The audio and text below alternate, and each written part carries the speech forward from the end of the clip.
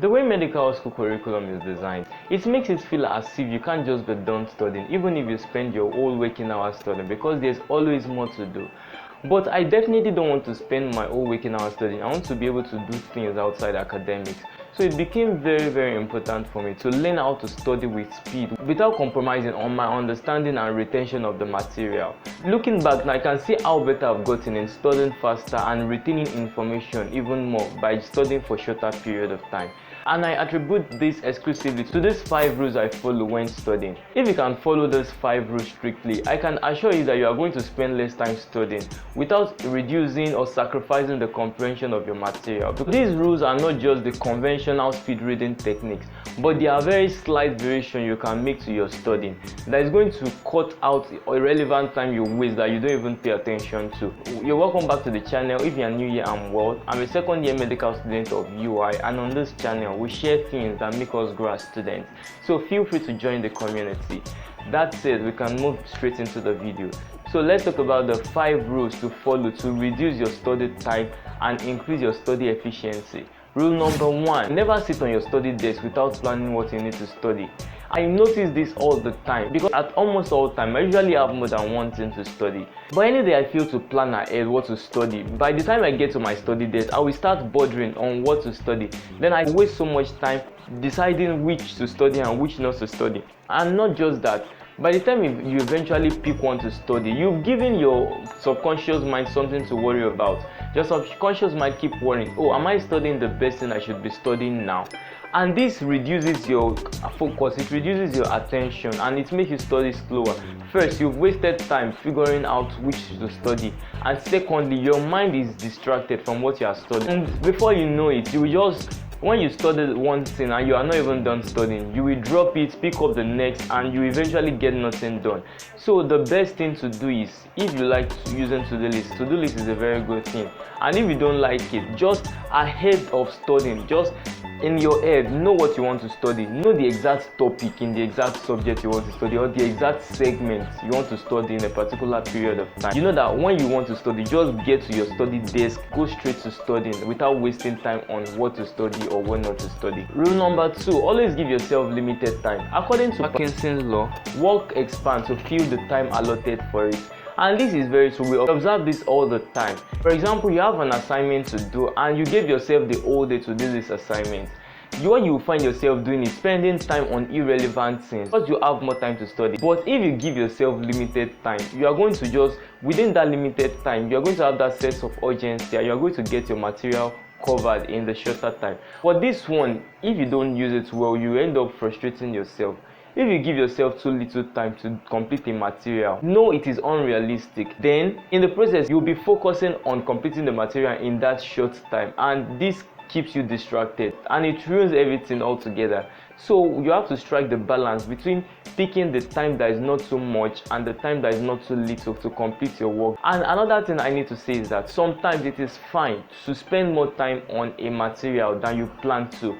There are just some topics that requires more time. They require you to sit, to calm down, to understand the subject. And for this kind of situation, you might eventually find yourself spending more time on the subject where you thought you were going to spend little time. To wrap this rule up, it is to give yourself limited time to study, but not too little that you will not be able to complete the material. Rule number 3 is have some baseline knowledge. If you have an idea about something, you just spend less time studying that material because you are not just starting to try to figure out everything. You already have some underlying principle. And the way our brain works, the way understanding happens, the way retention happens is that our brain consolidates new information by joining it with old related information we've already had. So having a baseline knowledge helps you increase your study speed. That's why attending lectures is important, and if you're attending lecture, make sure you're actually learning. There was a time I usually don't gain from lecture, and the reason I don't gain from lecture is because I'm not trying to listen. But lately, I'm pressed on time. I don't have time to waste. I make sure that if I'm attending a lecture, I'm actually attending it. I listen. I try to listen, though my mind can be distracted sometimes, but I still force myself to listen. And I just find out that anytime I listen attentively in class, by the time I want to study, I just spend lesser time studying because I've gotten a lot of the principal idea of the material. Another thing you can do is to find someone to explain the concept to you. Make them briefly summarize the concept for you, or you could watch a video on that topic, like a very brief video on the particular subject you want to study, or articles like summary. All these things you are doing, they are like baseline knowledge, they are like prep, but by the time you eventually get to your studying table, you don't spend so much time figuring out things that you will just get instantly. I hope that makes sense. Let's go to the fourth rule. Avoid multitasking. There's actually no such thing as multitasking. What you are doing is task switching, because our brain can usually not focus on two attention requiring tasks at the same time. Okay, let me give you this brief example. If you are watching a movie and you are so engrossed in that movie, you will find yourself that you'll be disconnected from every other place, and if someone keeps talking to you, you will not enjoy the movie as much, because if your brain is focusing on something, it focuses on it squarely. So if you are studying, it applies the same way. If you are studying and you are doing another thing at the same time, instead of making your brain focus squarely on that studying, you just make it to switch to the other thing and come back. And one thing about studying is that immediately you start studying, you are like at a low momentum. Then as you study longer, your brain focuses more on the material. Your efficiency starts increasing with time. So if you keep switching your task, that is, if you switch your task in the next few seconds, by the time you go back to the material, you are starting from the baseline again. Then you will try to increase your attention on that material. Though it is like a curve. When you start studying, you are not really engrossed in the studying. Then as you spend more time, it keeps going up. Then when you eventually get to your attention span, it comes down again. But if you've not gotten to your attention span and you keep switching the task, you just reduce the efficiency of your studying, and you also increase the time you spend studying. As much as possible, avoid multitasking. One thing I will advise is using the Pomodoro technique. And something about all this technique is that you should be flexible about them. And what I mean, I'm going to talk a little about that. Pomodoro technique is when you study squarely for a particular period of time and take a particular period of time for break.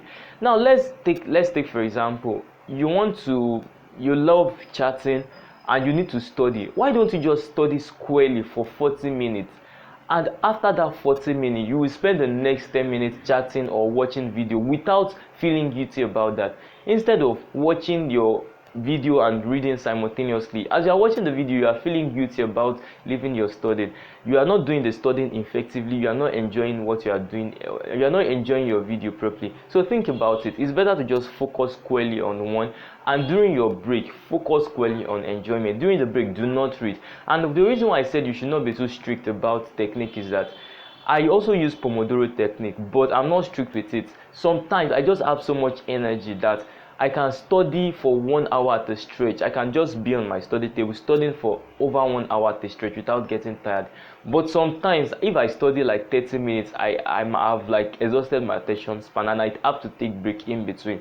So make sure that you know what your attention span is and be flexible about it. But don't be flexible that your break will be over the time you spend studying. Just imagine someone spending 15 minutes break and 10 minutes studying. That's like, I don't know what it's called that. And the last rule is avoid distraction.